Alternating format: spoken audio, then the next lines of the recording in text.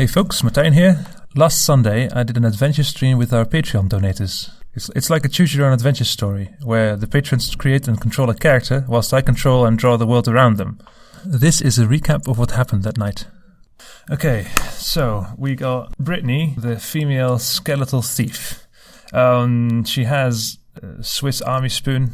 Her life goal is to be able to eat cereal, and her fear is skeletons. So Britney was on her way to a temple in the mountains to find the elusive skeleton key that would help her achieve her goal to be able to eat cereal. She came into the door. The door had a magical lock on it.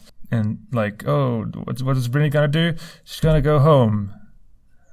Yeah, so she went home. And on the background, we can see the temple entrance. Oh, but what happens?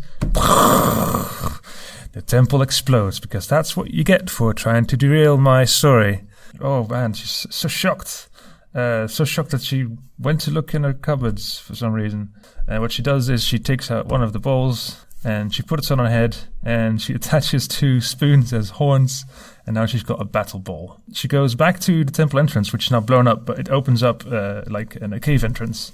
She picks up the weirdly vibrating lock. And then she goes into the mountain. So the cave is really dark. She gets out, of course. Her torch attachments from her Swiss Army spoon. And she walks through the cave and she ends up in a room with a big pitfall. How's she going to cross it? Well, she's not going to cross it. She's going to go back home. She goes back home and she thinks, maybe I could use the spoon on the magic lock. And the magic lock stretches out and opens and forms a door. And she goes through the door and she ends up in cereal land. She meets up with the cereal box people and they're all like, oh my god, it's you. You're wearing the helmet. And she's like, what? And they're like, yeah, the helmet. We worship the mighty spoon helmet, and he will save us from the soggy cereal monster.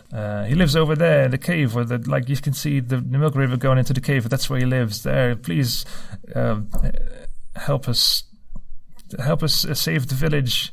And she thinks about it, and she thinks, screw that, I'm going home. And she goes back home. She puts the helmet on one of the cereal box people, and she goes home. And then the door explodes. And you know what? The house explodes as well. Now she can't go back home, okay? She can't go back home. No more derailing. Oh, but she was in the house while it exploded. So she's now just a skull. That's all that's left of her. It's just a skull. And she thinks, now, how am I going to get around now? I don't have a body anymore. And then what she does is she uses her special Swiss Army spoon to create a body for herself. She has a spoon for a hand, and her other hand is that weird, it's something to do with fishing lines. No one really knows how to use it, But, she continues back to the temple. She goes back to the temple. She's at the pit again, and she thinks, I'm going to make a jump for it. She jumps, but she fails the roll, because I actually rolled a d20, and it was really bad. So she fell down into the pit. And she's falling really deep pit. And she uses her useless pointy thingy on her hand to carve into the wall. It's not as pointless anymore.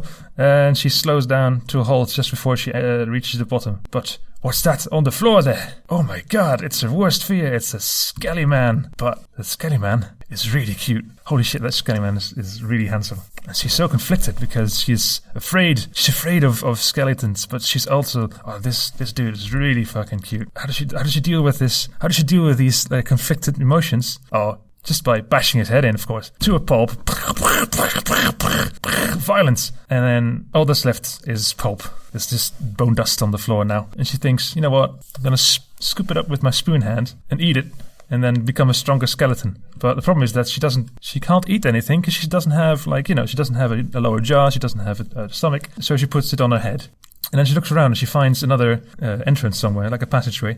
She goes through it, and then she comes into a room with the skeleton key sitting on a pedestal. She's not sure about this floor. She can feel her like a thief's senses tingling. She's saying, this floor is rigged. I'm pretty sure this floor is rigged. But you know what? I'll consult the pile of dust on my head. The pile of bone dust says, just step on the cracked tiles and you'll be fine. Just step on the cracked tiles, you'll be fine. And she says, okay. And she steps on the cracked tile and she hears a click sound. And the pile of dust is like, yeah, that's what you get for beating me to pulp. help, you bastard. And the pedestal that the skeleton key is resting on starts to shake and starts to grow and turns into a pedestal man that's also a king, because that's original. The pedestal king is like, what are you doing here in my house?